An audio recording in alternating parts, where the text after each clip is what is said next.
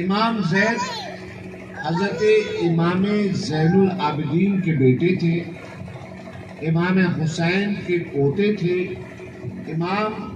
محمد باقر علیہ السلام کے سوتیلے بھائی تھے۔ اور میں آج اپنے حلقے کو، اپنے پیر بھائیوں کو بتا دوں کہ تم جن کا شجرہ پڑھتے ہو اور جن کے ہاتھ پہ بیعت کرتے ہو، وہ تمہارے مرشدان سلسلہ سب کے سب امام زید کی اولاد میں ہیں۔ ماریرا اور بلگرام کے سادات امام زید کی اولاد میں ہیں۔ امام زید شہید کے بارے میں عرض کر رہا تھا کہ تمام ائمہ اہل بیت کی مزاریں ہیں، مگر امام زید کی مزار ہی نہیں ہے۔ سمجھ رہے ہو؟ میں ایک چھوٹی سی بات آپ کے سامنے پیش کرنا چاہتا ہوں کہ میں نے امام زید بن علی کے نام کی مسجد قائم کرنے کا ارادہ کیوں کیا؟ عبد الملک بن مروان اموی ظالم اہل بیت کا دشمن، امام زید نے اس پر خروج کیا اور خروج کرنے کے بعد آپ شہید کر دیے گئے اس جنگ میں۔ جب آپ کی شہادت ہو گئی تو آپ کی شہادت ہونے کے بعد ان ظالموں نے امام زید کے لاشیں کو شہر کے دروازے پر سولی دے کے ٹانگ لیا اور 2 سال تک آپ کا لاشیں مبارکہ دروازے پہ ٹنگا رہا۔ آپ کا بطن اتھن پھولا اور پھول کر آپ کی ستر پوشی فرمائی۔ پھر امام حسین اور اہل بیت کے چاہنے والوں نے آپ کی لاشیں کو راتوں رات اتارا اور اتار کر دفن کر دیا۔ عبد الملک امویوں کو جب پتا چلا کہ حضرت امام زید کا لاشا راتوں رات ان کے چاہنے والوں نے دفن کر دیا ہے، تو انہوں نے پتہ لگایا جاسوس بھیج کر، اور جاسوس بھیج کر پتہ لگانے کے بعد ان کی قبر انور میں سے ان کی لاش مبارک باہر نکالی۔ اور اے مسلمانوں سنو، یہ بہت بڑی فقہ اور بہت بڑے دین اور بہت بڑی خلافتوں کی بات کرنے والوں کی کرتوتیں سنو کہ انہوں نے اہل بیت کے ساتھ کیا کیا۔ لاشا نکلوا کر امام زید بن علی، امام زین العابدین کے بیٹے، امام حسین شہید کربلا کے پوتے، امام علی مرتضی فاتح خیبر کے پر پوتے، رسول اللہ علیہ السلام کی آل پاک آپ کے جسم کے ٹکڑے کیے اور ٹکڑے کر کے ان ٹکڑوں کو جلا دیا، اور جلا کر جب ان کی راکھ بچی تو اس راکھ کو دریائے دجلہ پہ بہا دیا۔ یہ ہے امام زید، جو آج کل جو ہمارے علماء امام اعظم ابو حنیفہ کا عرس مناتے ہیں اور بڑھ چڑھ کر کہتے ہیں کہ ہم حنفی ہیں اور اپنی حنفیت کو بتاتے ہیں، الحمدللہ بتانا بھی چاہیے، مگر یہ نہیں بتاتے کہ امام اعظم شاگرد ہیں امام زید بن علی کی۔ تو زیدیوں کی مثال، زیدیوں کی تاریخ، امام زید کی تاریخ مٹائی جا رہی تھی۔ اس وجہ سے ہم نے عزم کیا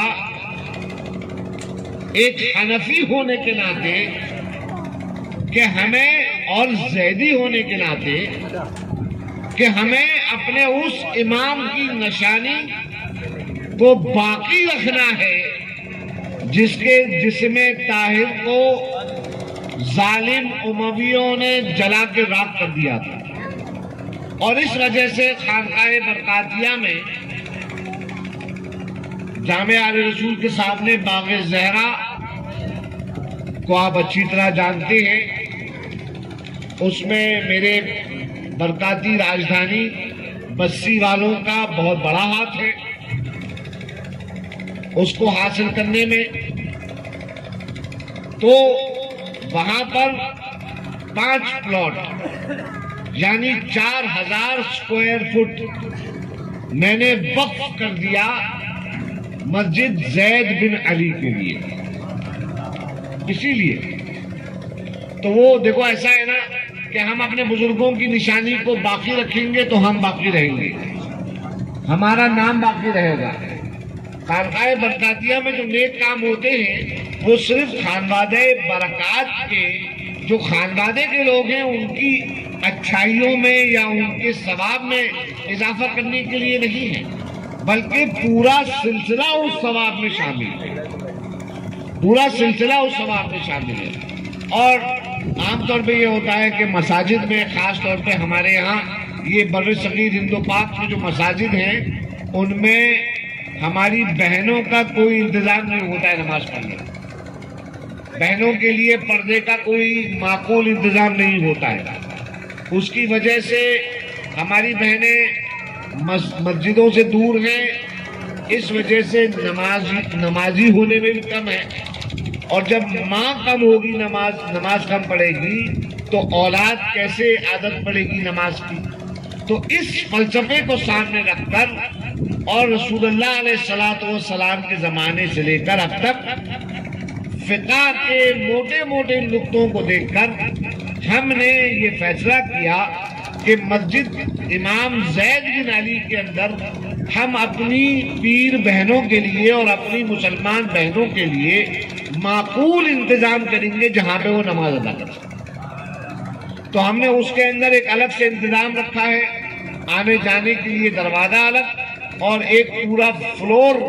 با پردہ اس کے اندر انتظام کیا گیا ہے جس میں ہماری بہنیں آ کے نماز ادا کر سکیں۔ پھر یہ ہوتا ہے کہ ہمارے مسجدوں کے اندر نماز ہوئی اور مسجد لاک، اس کے بعد 5 وقت کے علاوہ مسجد کھلتی نہیں۔ پرانے زمانے میں مسجد کمیونٹی سینٹر ہوا کرتی تھی، یعنی اس میں لائبریری ہوتی تھی،